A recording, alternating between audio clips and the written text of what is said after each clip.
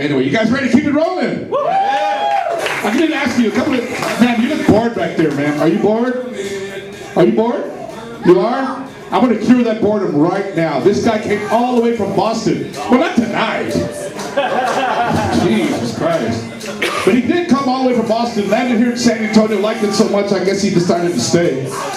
He's open for some really big people, man, and he's going to open tonight for another big guy. Ladies and gentlemen, put your hands together, Mr. Tom Morello!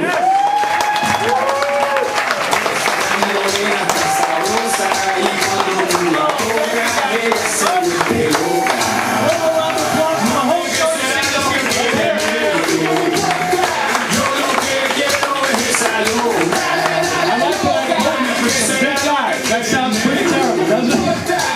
I was about to open for another big guy. That's above me. There we go. Can you hear me? We might duck them. I'm really loud anyway, so it doesn't matter. More soft? Are we in there? There we go. That's a microphone. Can you guys hear me okay? Yeah. All right, let's do this again. One more round of applause for all the comedians you saw this evening so far. It's a special night here at Chaparritas, everybody, all right? It's a really special night, okay? Because tonight we're supporting juvenile diabetes and finding a cure. I think that's a great thing, by the way. And thank Andy for that, by the way. Andy Pastran and Roy Lopez. Great job tonight. So tonight we're trying to cure juvenile diabetes. Now next year, we're going to try to cure depression. And next year, Andy is not allowed to sing. And that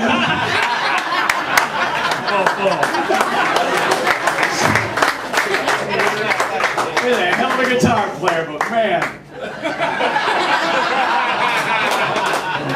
All right, everybody had that feeling, by the way, early on in the show. It's like, all right, tonight, here's what we're going to do.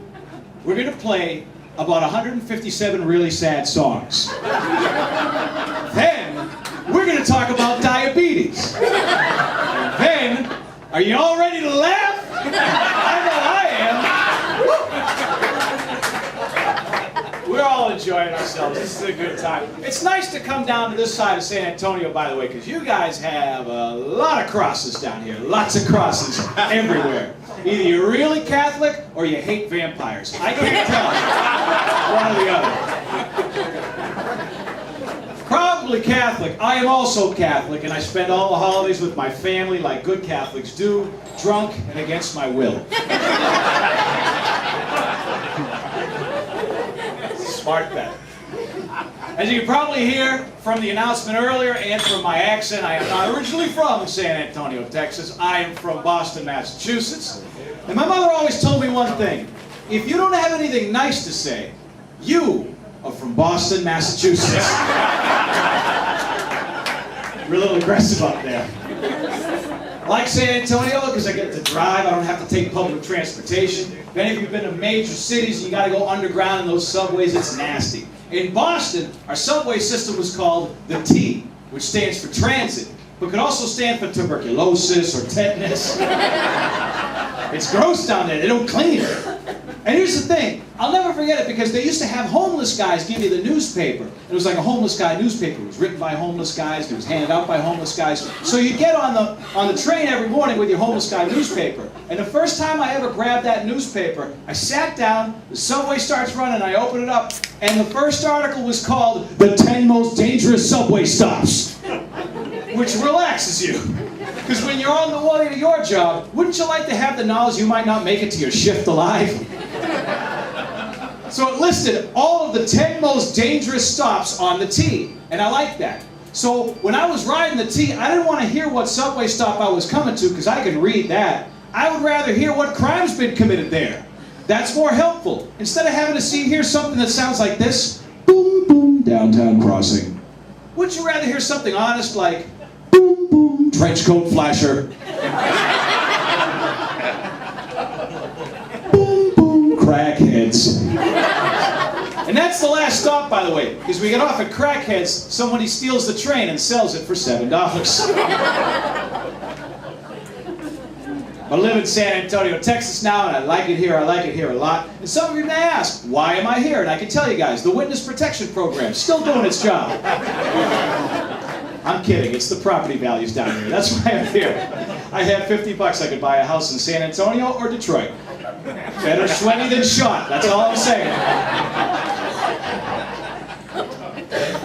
But I like it down here. You guys are a nice little crowd. I like small crowds. I like big crowds. I'm always just happy to be in front of people because I used to live alone. And when you do that for too long, you start to build weird living alone habits, most of which involve nudity. But it's not a sexual thing. It's strictly financial, because I figured this out. More naked equals less laundry. That's all. So you're not a nudist when you do that, you're just thrifty. And a little creepy. Let's face it, a little creepy. Because some things are very normal and natural to do naked around your house, right? Like showering. Some things are not so normal, like washing your windows. Or answering the door when the cops show up. That's impolite. But I get here, I don't have to live anymore alone because I have a girlfriend, which is a wonderful thing. We live together, and I've been applause.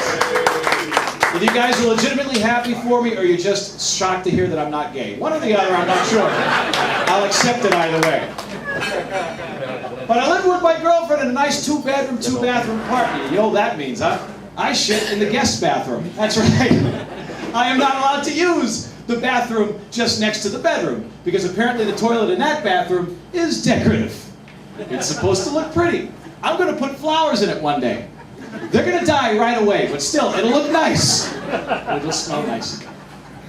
We're both 36 years old, so there's no kids in this relationship. I am 36, she is 36. Now, when you're young and in love, you have deep conversations like, we can't have a baby right now. When you're 36, you have conversations like, can we even have a baby right now? Then you go to the doctor, go through a series of embarrassing examinations, and when you figure out you can have a baby, you really don't want to have sex again. There's some creepy, embarrassing examinations. I'll tell you guys. I also live down in San Antonio, and I feel like I'm with my tribe because I am broke. But for the first time in my life, so is everybody else. God bless America. It ain't so bad, right? We're all in this together. We're all Americans. We're all broke. Let's face it. Let's make broke the new rich. Think about it for a second. It's better to be a rich, all right? Nobody hates you for it. You don't have to work as hard. That's pretty cool. Nobody wants to steal your shit. That's even better. But when you're broke, you do things like the other day, I went to the bank just to visit my account balance in person. Now it's like it's an idiot friend who's stuck in jail. Technically, I could get it out of there, but it's so worthless it wouldn't last long on the outside. So the teller was very cute. She asked if I was a college student. I said, why? Because I look so young. She said, no, because you have $42 in your savings account. Which is tough to come back from, but I replied, I'd like to withdraw $40 from my savings account, please. And I'd like to roll the remaining $2 into a Roth IRA. I'm obsessed with money because I don't have any. Anybody remember the Geico commercials with the small stack of bills with the eyes on top? Yeah. Those used to drive me nuts. Because the only thing I could ever think is this. Why isn't anybody taking that money? Grab the money, it's sitting right there on the ground. What are you afraid of? Germs? Or 2 plastic googly eyes? I am dead broke. I wouldn't care if there was a single dollar bill on the ground with 2 human eyeballs on top. I'd snatch it right up. Just wipe it off. I'll tell you guys a little about me. I am half Cuban, sort of like Florida. Second surprise of the night, by the way. Not gay, Cuban. Who knew? Not you guys. Which also makes me half Latino, sort of like the United States of America. Now, I realize to some people I have to announce that I am Hispanic, and I don't mind that at all, but when I do, I like to announce it a certain way. I like to announce it like this. Gracias, señoras y señores, y bienvenidos aquí con el cubanito más chistoso del mundo. Soy el fantástico, el magnífico, el puñetazo habanero.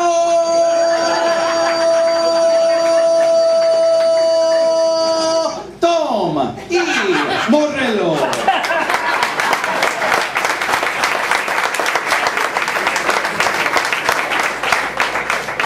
Yeah, thanks, guys. I don't know what's weirder, the fact that I really do speak Spanish, or that is how I actually speak Spanish.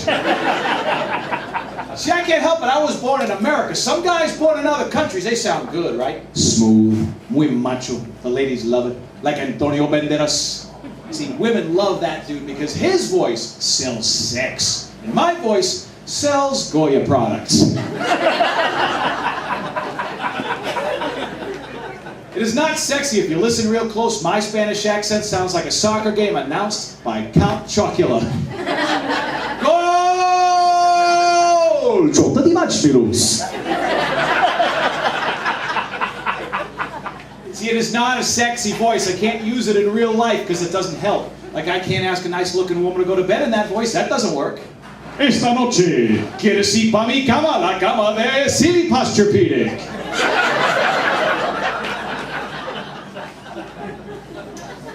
Plus, I know the problem. I don't look street Latino. I look more like Luis from Sesame Street Latino. I am lovable and I'm non-threatening. But I love speaking Spanish because I can do certain things. Like, I love Spanish traditions, but I can't do one of them. There's one I cannot do. If somebody walks up to me in the street and asks me a question, I cannot pretend that I don't speak English. If some dude rolls up and asks directions, I can't suddenly go, "Señor, no hablo inglés, no sé,